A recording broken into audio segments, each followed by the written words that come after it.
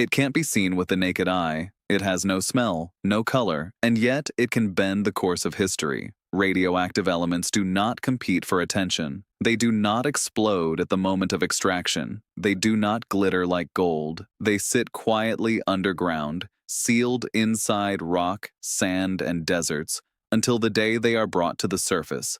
And then they stop being chemistry. They become state energy. They become politics. They become instruments of power. In the 20th century, the atom reshaped the world through the bomb.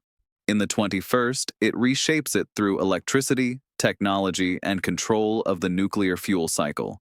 That is where two spaces collide, two realities that, at first glance, seem unrelated. China, a state building the fastest expanding nuclear energy program on the planet. Africa, a continent whose soil contains some of the world's largest reserves of uranium, thorium, and the radioactive byproducts that accompany rare earth extraction. This connection is not accidental. Every reactor needs fuel. Every nuclear plant needs stable supply. Every energy superpower needs control over the atoms upstream. When China began building nuclear power plants at scale, its uranium demand surged, then kept climbing. Domestic deposits were not enough. Imports became a strategic necessity. And Africa, with its deserts, mines, and geological abundance, became a near-perfect rear base. The dunes of Niger, the open pits of Namibia, Sahelian deposits, radioactive minerals tied to the mining of clean tech metals. This is where the expansion began, not through armies, not through embassies, through mining contracts, equity stakes, long-term supply agreements, and infrastructure investment. China did not approach uranium like a trader. It approached it like an architect designing a closed fuel cycle, mine to conversion, enrichment to fuel fabrication, fuel to reactor, reactor to strategic resilience. Africa, in that moment, stopped being only a supplier of tech minerals. It became an upstream component of a global atomic system. But the atom comes with a price. Radioactive tailings, contaminated groundwater, uranium dust drifting over villages, workers handling ore without full protection. These costs rarely appear in growth charts or energy presentations. The most bitter irony is that nuclear power is marketed as the clean energy of the future, while its foundation is often built in places where the future looks like an industrial disaster zone. Scorched landscapes, depleted water, and invisible risks that outlast political cycles. That is why this chapter is not only about uranium. It is about radioactive elements as instruments of statecraft, about China building energy independence on African ground, about Africa, once again, becoming the strategic substrate of other people's ambitions, about the atom returning to politics, not through bombs, but through power plants. Because today, wars do not always begin with explosions. They begin with fuel contracts. Before the atom becomes electricity in a socket, before it powers a Shanghai metro line or a semiconductor plant, before a politician calls it clean energy of the future, it must pass through places that look like blank spaces on a world map. The Sahel's deserts, southern Africa's dry highlands, landscapes where sunlight burns away shadows and wind lifts fine dust until sand and stone become indistinguishable. This is where the atom of the 21st century begins. At the center of the story stand two countries that rarely dominate global headlines, yet have anchored the uranium market for decades: Niger and Namibia. Two different worlds, different colonial histories, different levels of institutional stability, different state capacity, and yet both are bound by one element that has altered geopolitics more than many treaties ever did. In Niger, uranium lies under Saharan sand. Around Arlit and Akokon, the earth has been cut into vast circular open pits. From above, they look like wounds in the desert. For decades, this region served as one of Europe's key fuel back-ends. France built its nuclear heavy energy model on supplies from the Sahel, Millions of European households were powered by electricity, whose origins lay in a country where large parts of the population still lacked reliable access to electricity. That contradiction became a symbol of energy inequality. Uranium leaving in convoys, containers moving through ports, reactors in Europe operating steadily, while Nigerian cities faced blackouts and underdeveloped infrastructure. The atom was an export. It was not locally a solution. When China launched an aggressive expansion of its nuclear program in the early 21st century, it immediately scanned the world for stable fuel sources. Domestic production could not keep pace. Imports became unavoidable. Africa returned to Beijing's strategic radar, quickly, decisively, and with long planning horizons. Niger became one of the early nodes. Chinese state-linked companies entered extraction projects, offering roads, power infrastructure, and financing in exchange for concession access. The model looked familiar: development for resources. But with uranium, the stakes were higher than with copper or lithium. Uranium is not only a commodity, it is strategic fuel. It underpins energy security. In extreme scenarios, it sits uncomfortably close to military-adjacent capabilities. Every uranium contract, therefore, carries more than economic meaning. It is a geopolitical act. At the same time, several thousand kilometers to the south, a different version of the story unfolded. Namibia, more stable politically, with stronger institutions, became one of the world's largest uranium producers. In the Erongo region near Swakopmund, massive projects emerged. The most emblematic is the Husab mine, among the largest open-pit uranium mines in the world. Husab was never merely a local development project. From the beginning, it was embedded in global strategy. Controlled by Chinese state-linked entities, it was designed to feed China's nuclear system for decades.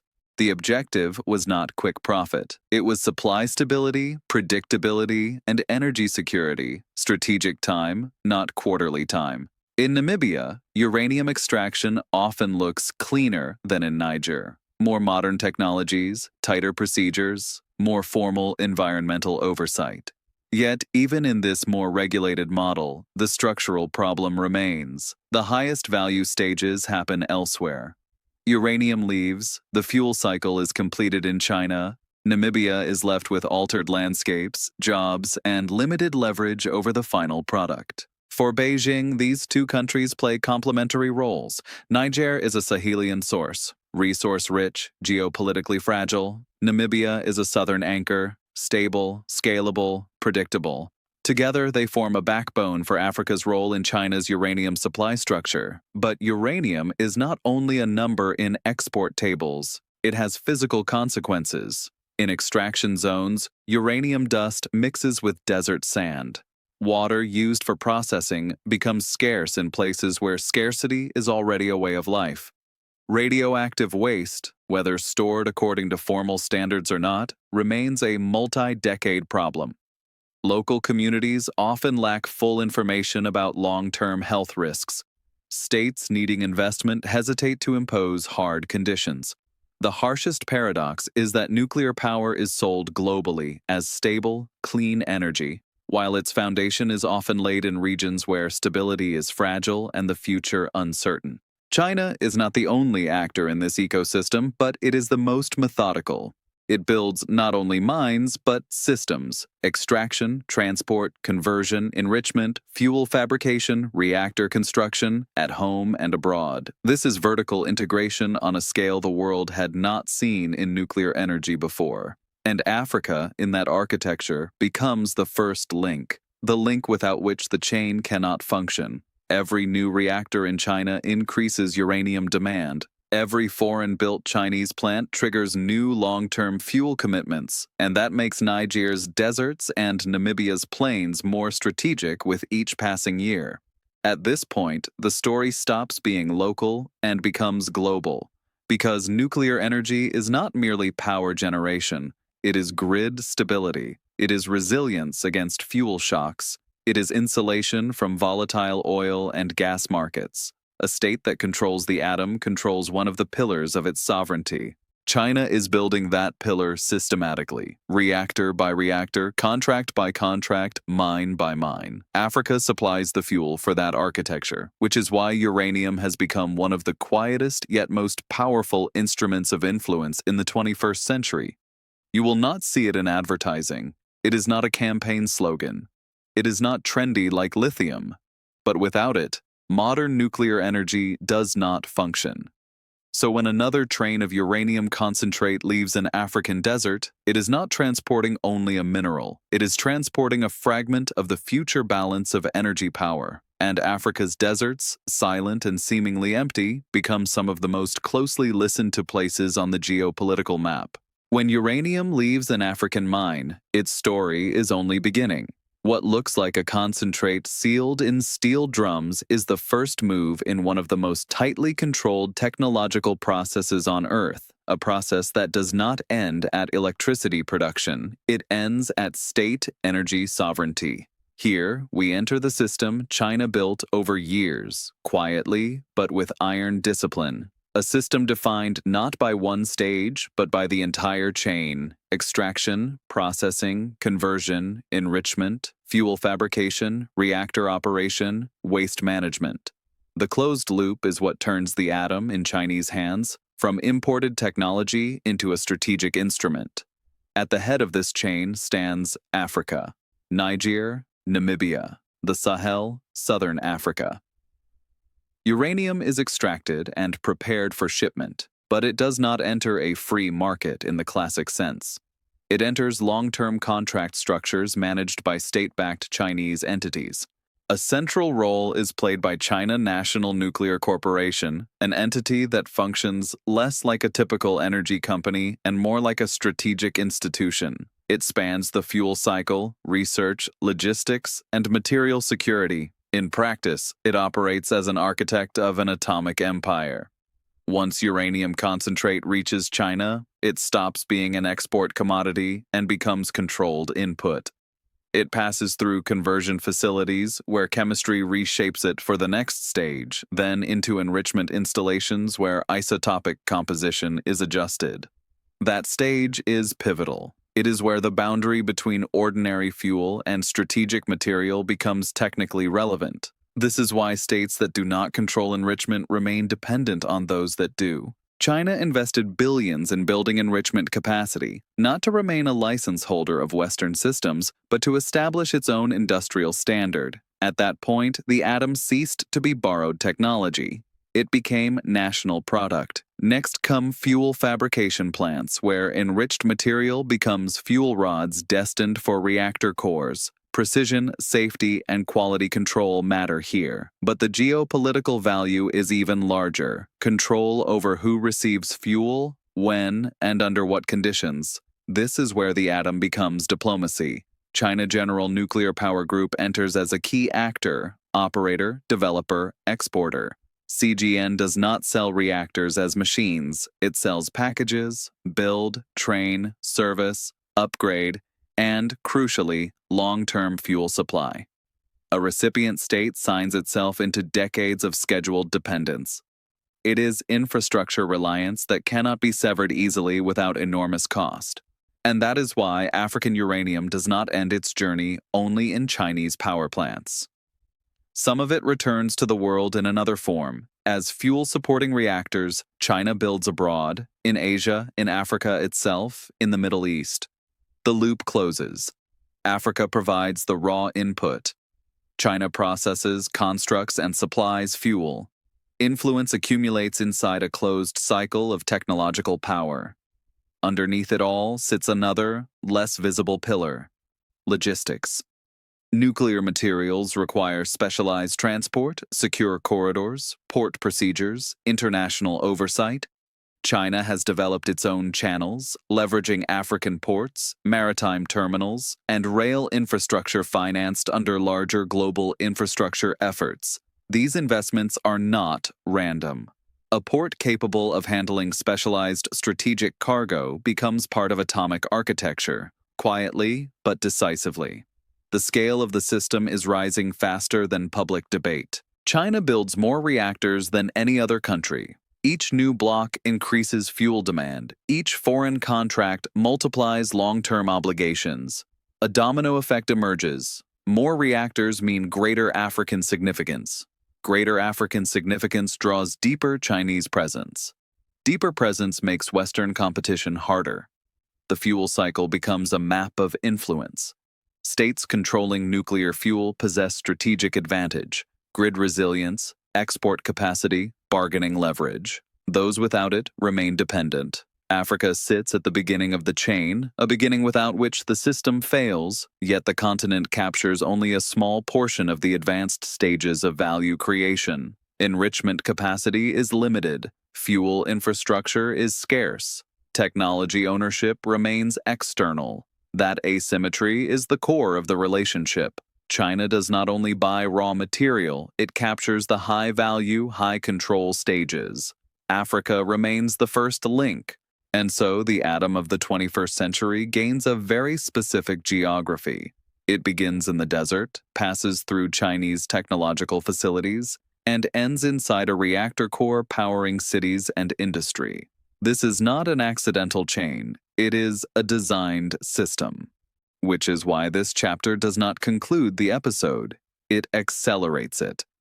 Because the next layer is even more uncomfortable, the radioactive companions of rare earth production, technological tailings, invisible contamination, and the shadow that the marketing of modernity does not print on its glossy slides.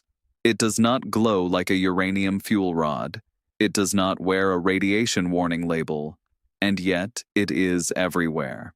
In smartphone screens, in electric motors, in wind turbines, in military radar, in satellites circling above the planet.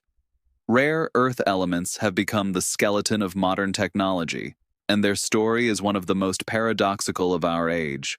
The more the world talks about digitization, ecology, and clean energy, the more its foundation rests on processes that cast a radioactive shadow. It begins in a place that never appears in green transition advertising. In northern China, in Inner Mongolia, at Bayan Obo, one of the world's largest rare earth deposits. Here, China built an industrial engine that helped it dominate global supply for years. From the outside, it resembles any mining complex. In reality, it is among the most chemically intensive, environmentally burdensome extraction zones on the planet. Rare earths rarely appear alone. They come with radioactive companions, especially thorium, sometimes trace uranium. Every ton of concentrate can generate vast volumes of waste rock, chemically laden sludge, and tailings that must be contained somewhere. Near Baotou, a tailings reservoir formed, seen from above, like a black lake. It is not water. It is a mixture of toxic and radioactive residue from ore processing. For years it expanded, seeped into soil, threatened groundwater. Officially controlled. Unofficially a symbol of the environmental price of technological dominance.